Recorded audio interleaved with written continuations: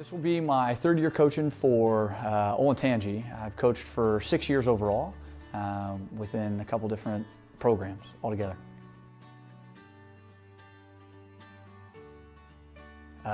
Since I was in the 7th grade, so we're looking at going on about 12 years altogether.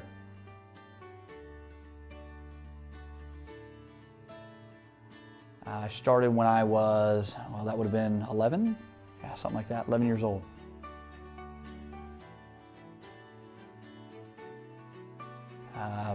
A buddy of mine got me into the sport. He told me that it was definitely something that he thought I might enjoy a bit more, just because I didn't really fit into a lot of the other sports, size-wise.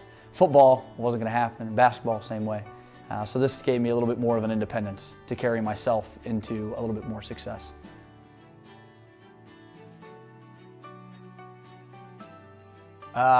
Really just the independent role or aspect of the sport was great. I enjoyed that wrestling was something that if I messed up on, I know what I had to do to get better. I know who was to blame and what I needed to correct. Because it wasn't so much of a team sport right from the go, I knew where my failures and where my successes were and what I needed to do to continue to improve.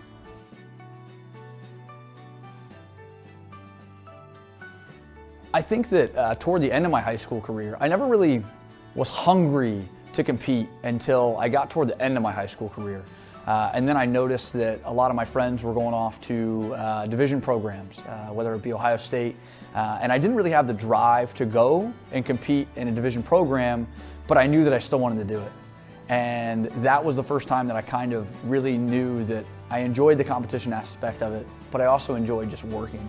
I enjoyed working to get better. I enjoyed being part of a team. I enjoyed failing and then learning how to overcome those failures.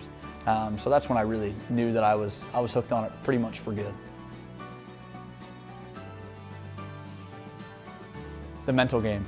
At this point, I know that a lot of it's hindsight, but I do know that for the student population that we have, that's the big thing for me. That overarching topic that I talk about is that mental game. What can you do to set yourself apart from everybody else?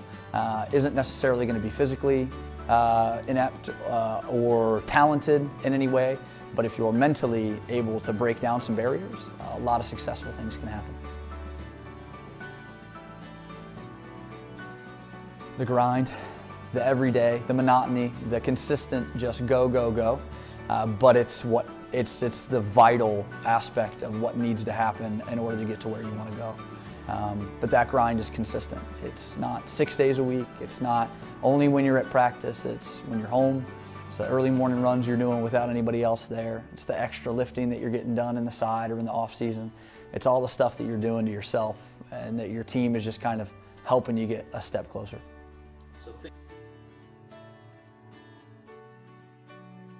Absolutely. I think the worst thing that I ran into was I was unsure. It was the first year I was competing in college, and again, it was more of a club setup, but we were competing in the NCAA. And some of the rules in the NCAA are a little different than NCAA, which is what I was used to, at least from what I had seen. And overtime was the same, but the way that they split up our bracket, they were running kind of like rat tail rounds. Long story short, I was real confused about how the structure of a particular match was going, and I thought that I had time to make up some of the deficit that I was down to a kid that I had wrestled and beat many times over previously in the season. And this was a pretty big match to get some good seeding to go into our national competition. And I kind of let that competitor ride me out, and that riding time accounted for a point. In college, that's how it works. And so I got up thinking that we were going into overtime, and that was the end of the match. It was hand race for him and a loss for me. So that was a bit embarrassing.